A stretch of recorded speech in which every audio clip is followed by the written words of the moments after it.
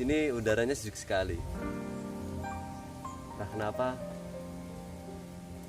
bisa nyaman banget di sini ya? Oke, hari ini gue mau mereview buku baru gue nih, The Puzzle of Life, karangan dari Eka Zahra Puspita Dewi. Buku ini sangat recommended sekali buat kalian para pencari jati diri. Di dalam buku ini menceritakan, atau lebih tepatnya buku yang banyak mengajak kita untuk bertanya siapa sebenarnya kita. Di dalam buku ini ada 3 puzzle terpenting, yaitu yang pertama puzzle-puzzle diri, dan yang kedua puzzle-puzzle impian, dan yang terakhir puzzle-puzzle hidup yang bermakna. Di dalam puzzle tersebut ada beberapa bagian puzzle-puzzle kecil di dalamnya. Oke, langsung saja kita ulas bukunya. Di bagian pertama yaitu puzzle-puzzle diri. Yang pertama adalah siapa sebenarnya kita. Oke, ya kita bisa ambil contoh sederhananya itu adalah ketika kita bercermin. Ketika kita bercermin, kita bisa melihat seluruh anggota tubuh kita, mulai dari ujung rambut sampai ujung kaki. Kita bisa lihat seperti itu kita, fisik kita seperti itu. Tetapi yang diinginkan penulis di sini bukanlah itu, melainkan lebih tepatnya itu mengenali diri lebih dalam lagi. Siapa sih sebenarnya kita? Dalam hal ini mungkin banyak dari kalian yang belum menemukan seperti apa sih passion kita, kayak gitu. Oke, di sini kita coba gali lebih dalam lagi seperti apa passion kita. Kita coba ikuti event-event yang ada di sekitar kita biar kita lebih tahu siapa sebenarnya kita. Oke, kita langsung ke yang kedua.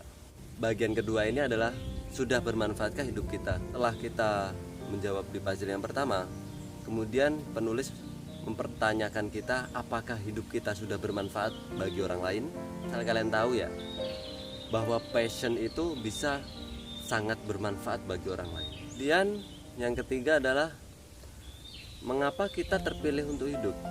Dan kita juga akan mempertanyakan mengapa kita bisa terlahir di dunia ini. Kita juga tidak pernah meminta untuk dilahirkan, dan juga kita tidak pernah meminta lahir dari rahim siapa, di keadaan seperti apa, kayak gitu.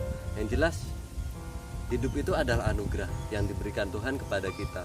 Jadi sebisa mungkin kita harus bisa menjalani hidup ini dengan penuh rasa syukur, dan juga menjalani hidup sebisa mungkin bermanfaat bagi orang lain dan melakukan segalanya yang terbaik. Oke, kita masuk ke puzzle yang kedua, yaitu puzzle-puzzle impian. Bagian pertamanya adalah apakah kamu memiliki mimpi? Nah, yang jelas semua orang pasti memiliki mimpi ya. Semua orang pasti memiliki mimpi.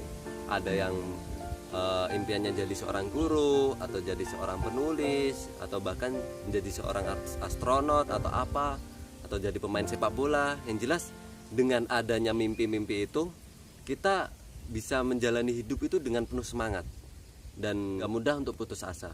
Bagian keduanya adalah apa tujuan kalian untuk menggapai mimpi itu? Apa tujuan kalian untuk menggapai mimpi itu? Ya, yang jelas ketika kita mempunyai mimpi, otomatis kita ingin menggapainya. Ya, seenggaknya bisa membuat bangga diri kita sendiri, ya kan? Terus bisa membuat orang tua kita bahagia atau bangga, atau bahkan bisa bermanfaat bagi orang banyak. Itu sangat bagus sekali ketika kita bisa bermanfaat bagi orang lain, itu udah bagus banget pokoknya. Dan yang ketiga, gilalah untuk meraih mimpimu. Gilalah untuk meraih mimpimu. Di sini gilalah itu bukan berarti kita harus gila ya. Jadi di sini tuh gilalah itu kita harus bisa berusaha lebih keras lagi daripada biasanya. Kita juga harus lebih banyak lagi mengetahui apa arti hidup itu, dan di situ kita bisa lebih menikmati apa yang kita lakuin sekarang dan apa yang ingin tujuan kita capai, kayak gitu. Terus kita lanjut ke bagian keempat, di mana ada kemauan pasti ada jalan. Kalau menurut gue sih pasti kayak gitu ya. Soalnya ketika kita sudah mempunyai kemauan, harapan, dan juga tujuan yang sangat besar, apalagi tujuan itu mengarah ke hal yang positif, pasti akan diberi jalan. Ketika kita sudah mentok atau kita sudah tidak tahu harus bagaimana lagi, kita harus bisa melampaui diri kita yang sekarang untuk kita lebih maju lah, bisa dibilang seperti itu. Ketika itu sudah pikirannya mentok atau tidak ada jalan keluar, jadi bukan putus asalah yang harus kita ambil. Di sini kita harus bisa melampaui diri kita sendiri. Kita harus bangkit. Sekarang kita hanya sebatas ini. Kalau kita ingin lebih expert lagi di bidang kita, jadi kita harus upgrade lah. Kita harus upgrade diri kita sendiri. Oke, kita masuk ke bagian yang kelima. Ikutilah komunitas yang mendukung passion. Ikutilah komunitas yang mendukung passion. Contohnya saja, kita itu passionnya menulis. Jadi kita ikuti event-event yang berhubungan dengan buku.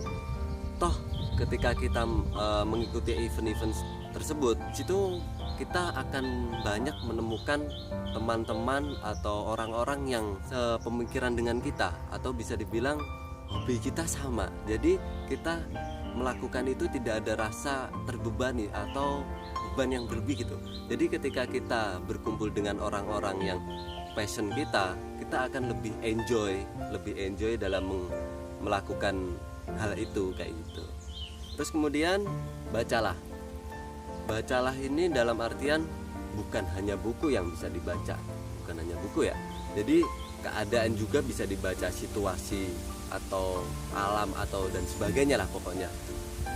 Jadi bacalah di sini itu kita harus bisa memahami keadaan atau atau situasi yang kita hadapi sekarang ini. Jadi ketika kita sudah bisa membaca keadaan, situasi, alam dan sebagainya, kita bisa memposisikan diri kita sebagaimana mestinya, dan kita tidak akan merasa mengganjal gitu. Misalnya kita berada di komunitas kita, di di kumpulan orang-orang yang gemar menulis, kita tidak akan merasa canggung di situ, kita tidak akan merasa malu di situ, karena kita bisa membaca kondisi keadaan yang seperti mana kayak gitu. Jika teman kita sedang bercanda atau teman kita susah atau seperti apa, kita bisa menempatkan diri kita itu untuk mereka sebagaimana baiknya gitu. Berikutnya adalah belajar dari ahlinya. Ya ini benar sekali ya, belajar dari ahlinya. Kenapa? Karena ketika kita belajar dari ahlinya itu banyak ilmu yang bisa kita dapat, atau juga pemahaman dari orang yang lebih ahli dari kita itu penyampaiannya itu bisa lebih gampang dipahami kayak gitu. Sangat penting bagi kita untuk belajar dari ahlinya langsung daripada kita belajar dari orang-orang yang sekedar tahu. Kemudian tidak ada alasan apapun.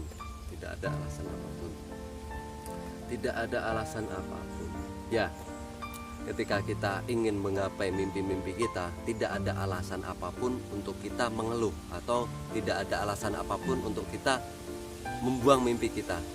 Contoh nih, gue tuh nggak punya duit, kayak yang jelas keadaannya tidak memungkinkan lah. Itu bukan alasan yang tepat untuk kita membuang mimpi kita. Kita harus bisa membuang jauh-jauh alasan-alasan seperti itu. Kemudian bersakit-sakit dahulu, bersenang-senang kemudian. Secara umum sih seperti itu ya. Ketika kita ingin menggapai tujuan kita, yang jelas di awal-awal, fase-fase awal itu kita pasti mengalami banyak tekanan, banyak cobaan, banyak sindiran dari orang atau sebagainya lah. Jadi ketika kita mengalami hal itu, kita harus bisa mengontrol diri kita, bagaimana caranya agar kita itu tidak down atau tidak drop lah. Kita harus bisa menyemangati diri kita atau memberi motivasi kepada diri kita sendiri. Ketika seseorang bisa memberi motivasi kepada dirinya sendiri, itu akan sangat baik sekali. Karena kenapa? Karena di sisi lain kita tidak merepotkan orang lain, kita bisa membangkitkan diri sendiri. Itu salah satu poin yang paling bagus itu. Kemudian mandiri dan optimis. Mandiri. Kalau ngomongin mandiri, semua orang pasti ingin bisa mandiri ya. Semua orang pasti ingin bisa hidup mandiri tanpa merepotkan orang lain atau menyusahkan orang tua dan sebagainya. Karena kenapa? Karena itu bisa membentuk karakter dewasa kita. Jadi ketika kita sudah bisa mandiri, otomatis pola pikir kita juga bisa lebih dewasa lagi. Kemudian optimis itu ketika kita sudah mempunyai tujuan, kita harus optimis bisa menggapainya. Kita harus percaya diri, tidak boleh menutup diri karena alasan sepele. Ya, seperti itulah. di puzzle kedua yang terakhir adalah banyak berdoa. Ya, selain kita berusaha dan berusaha dan berusaha ya, sebaik-baiknya kita berusaha, lebih baiknya kita berusaha dan berdoa, ya kan? Kalau menurut gua pribadi, itu akan memudahkan jalan kita. Atau kalau kita sudah di fase-fase frustasi atau dan sebagainya, atau kita sudah mentok tidak bisa ngejalanin hidup ini, dengan kita berdoa kita bisa diberi jalan atau dimudahkan jalan kita kayak gitu. Jadi menurut gua banyak-banyak berdoa itu sangat penting sekali juga ya. Kita masuk ke puzzle yang terakhir. Di puzzle yang terakhir ini ada 3 bagian, yaitu puzzle-puzzle hidup yang bermakna. Yang pertama, bagian pertamanya adalah mari kita tersenyum bersama.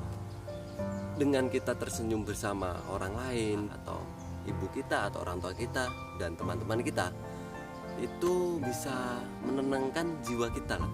Seperti contoh ketika kita menyapa teman kita di jalan, "Hai bro," kayak gitu. Seperti itu bisa apa ya? Bisa membuat kita senang dan juga bisa membuat orang lain senang. Hanya dengan sapaan, "Halo," kayak gitu. Padahal cuman sepele, cuman itu bisa membuat orang lain senang, tersenyum, bahagia. Dan buat kita pun juga sama, kita juga akan merasakan kenikmatan itu. Dan yang kedua, seperti lilin yang mampu menerangi sekitarnya. Seperti lilin yang mampu menerangi sekitarnya. Yang dimaksudkan di sini adalah ketika kita sudah bisa mengembangkan passion kita, kita sudah bisa berhasil menggapai mimpi-mimpi kita. Alangkah baiknya kita bisa bermanfaat bagi orang lain. Seperti contoh tuh, kita bisa memberi lapangan pekerjaan bagi orang lain, kita bisa membantu orang. Dan yang terakhir adalah mengisi kemerdekaan dan juga syukur. Mengisi kemerdekaan bisa mengikuti event-event yang berhubungan dengan kemerdekaan. Contohnya seperti ketika kita mengikuti 17 Agustus atau apalah dan sebagainya. Masih banyak lagi ya kan. Jadi intinya itu selain kita menemukan jati diri dan juga bermanfaat bagi orang lain, kita juga harus bisa mengisi kemerdekaan. Dan poin yang terpenting adalah syukur. Ketika orang lebih banyak syukur, mensyukuri apa adanya, mensyukuri atas apa yang Tuhan berikan kepada kita, hidup akan menjadi lebih nikmat. Karena kenapa? Karena ketika seorang mensyukuri apa yang dia terima, akan lebih jarang sekali orang itu untuk mengeluh atau merasa kurang. Jadi kesimpulan dari buku ini adalah kita harus bisa menemukan jati diri kita dan juga bersyukur, berdoa atas apa yang telah Tuhan berikan kepada kita. Selama kita bisa bersyukur, yakin bahwa jalan kehidupan kita, jalan hidup kita pasti diberi kemudahan. Oke, mungkin sekian dulu dari video gua. See you di next video.